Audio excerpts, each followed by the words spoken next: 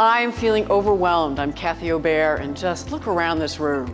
Amazing. I'm doing this over 30 years, going around to different campuses, organizations, and I've never heard of a campus that has done this much investment in people to have the competencies, the skills, the knowledge, and now moving towards more accountability to truly close the achievement gap to support all of our students, not just those that look like us, that maybe sound like us, but the full breadth. And y'all are where you need to be, because I see the stuff you want to do differently. But what an incredible activity this morning, a community development that gets the voices of everyone across all hierarchical dynamics, really blowing up the classism that's on most campuses I get to, where just the top make decisions, get all voices involved.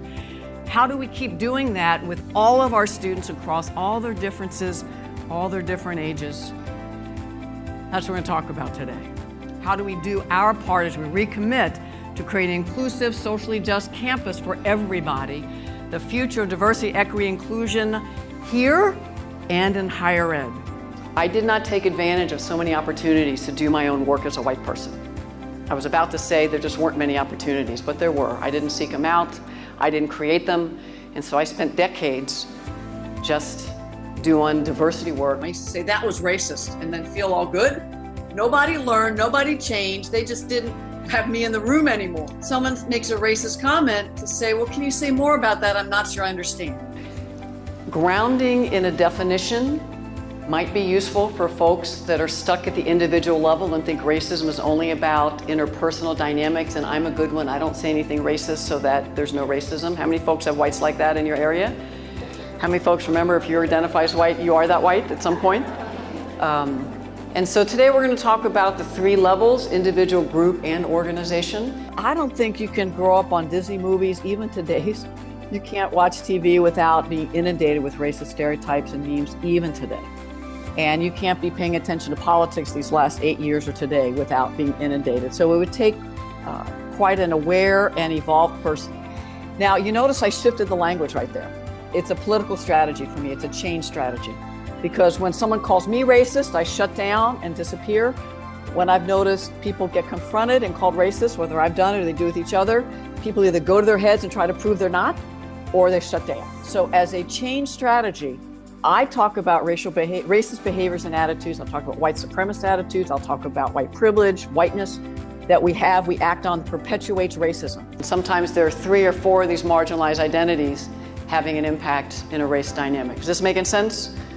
So you'll probably relate to a lot of what we're saying today, because as we look at how to interrupt and dismantle racism and white supremacy in our organizations, and what is our role to support white allies deepening our capacity, we're going to be focusing on developing white as accomplices and change agents.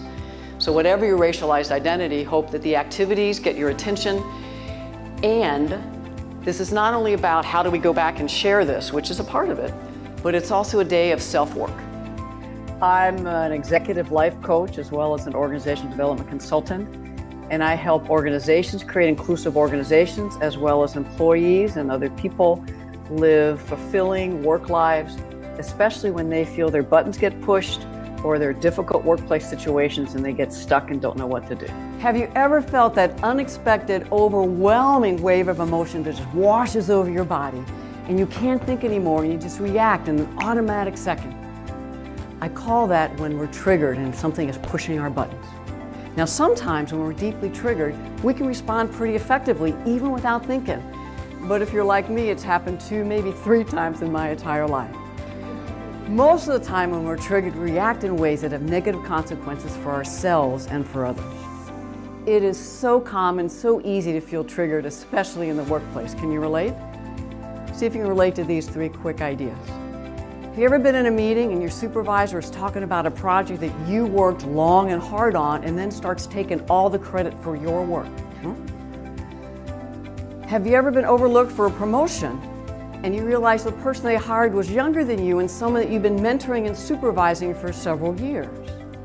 Or you're chastised for speaking up in a meeting, just raising your voice, asking a question, when people who look like, talk like, and act like the boss get rewarded and praised for that same behavior and told they've got leadership potential.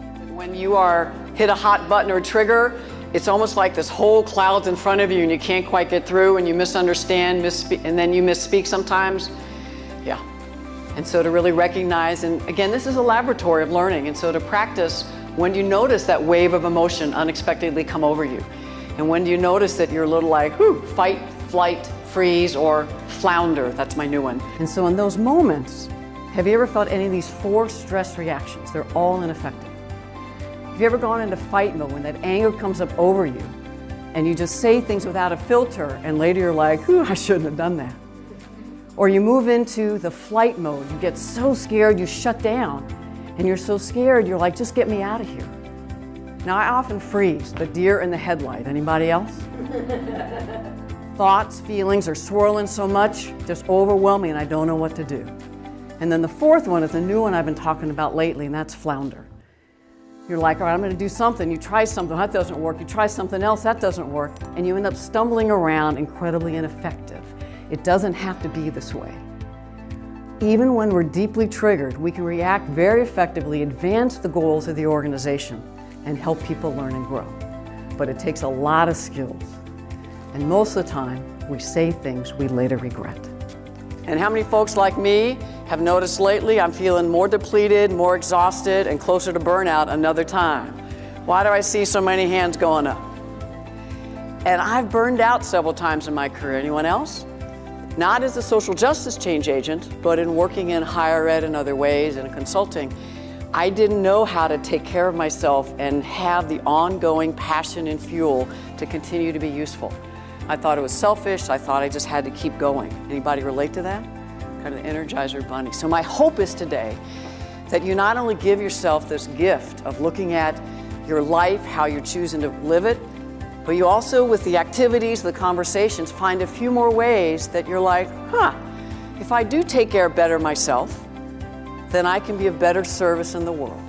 I wrote this book for all the change agents really around the world who are trying to do such good work but are tired, exhausted, feeling depleted, and afraid they're going to drop out and maybe disappear from the work. And I wanted them to have tools and strategies to create community care, so not just self-care, but for everyone around them, so we all can stay in this work for the long haul. Because as you know, these times there's so much more to do.